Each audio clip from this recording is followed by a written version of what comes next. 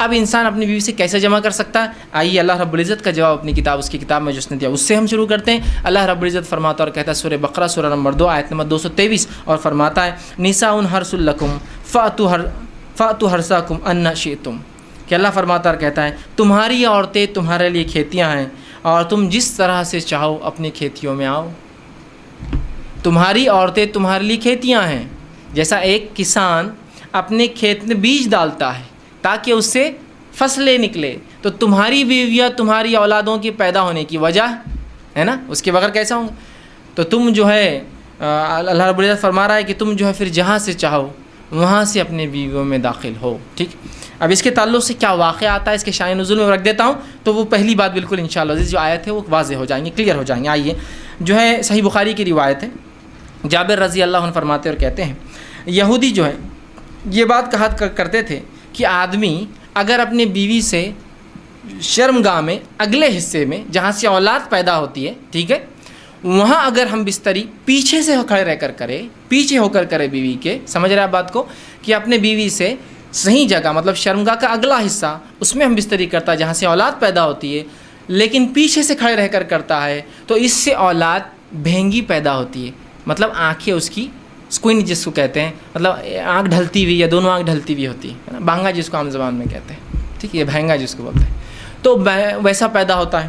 جب یہ بات صحابہ تک پہنچی تو صحابہ نے رسول اللہ سے سوال کیا، اللہ کے رسول، یہودی کہتے ہیں کہ ایسا اگر کرنے سے بچہ بھینگا پیدا ہوتا ہے، سکوئنٹ ہوتی ہے اس کی آنکھیں، ڈھلتی ہوئی ہوتی ہے، خراب ہوتی ہے، دونوں بیچ میں آ جاتی ہے، تو آپ صلی اللہ علیہ وسلم نے اس کے جواب میں اللہ رب العزت نے یہ آیت نازل کی۔ جب یہ آیت نازل ہوئی تو آپ نے فرمایا اور کہا آگے سے یا پیچھے سے مگر مقام پیدائش میں،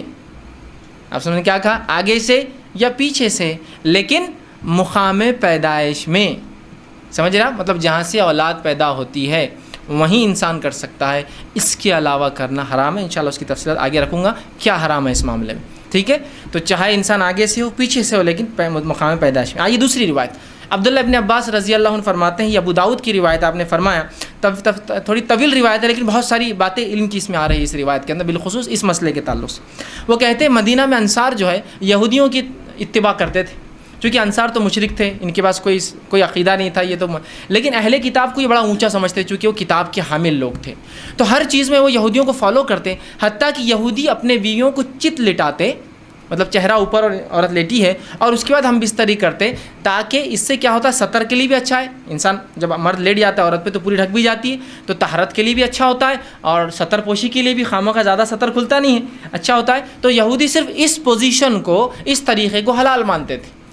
چونکہ انصار رسول اللہ صلی اللہ علیہ وسلم کے آنے سے پہلے، اسلام سے پہلے ان کو دیکھتے تھے، ان کو فالو کرتے تھے، اس معاملے میں بھی یہودیوں کو فالو کرتے تھے، کہ نہیں یہودی بول رہے تھے اہل کتاب ہے، ان کے پاس ایک دین دھرم تھا جو اللہ کی طرف سے آیا، تو لہٰذا ان کو فالو کرنا چاہیے، تو اس معاملے میں ان کی بھی اتباع کرتے تھے۔ عبداللہ ابن عباس رضی اللہ عنہ فرماتے لیکن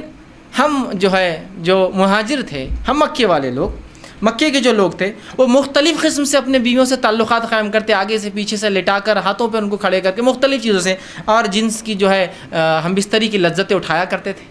لیکن جب مہاجر مدینہ پہنچے اور انصاریوں سے نکاح شروع کیا، اور جب ایک مہاجر نے ایک انصاری عورت سے نکاح کیا، اور نکاح کرنے کے بعد جیسا ان کا طریقہ تھا کہ وہ مختلف انداز سے، مختلف طریقوں سے صحیح جگہ ہم بستری کرتے، مطلب شرمگاہ میں، مطلب اگلے حصے میں کرتے، جب اس نے ڈیمانڈ کیا اس شخص نے، تو اس انصاریہ نے کہا ہم تو صرف ایک طریقہ اپناتے، اس عورت نے، وہ بھی صحابیہ تھی،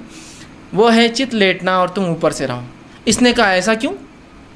ہم تو مختلف چیزیں کرتے ہیں اس میں، جس کو عام زبان میں بہرحال آسن کہتے ہیں، لوگ بہرحال سمجھتے ہیں آسن کہتے ہیں، اس کو شاید سنسکرت کا لفظ ہے، یہ ہندی کا لفظ ہے، بہرحال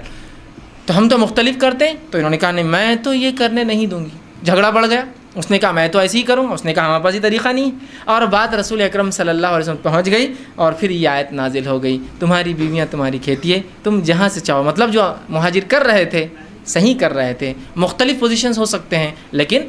اگلے حصے میں صرف پیدائش کے حصے میں انسان کر سکتا ہے۔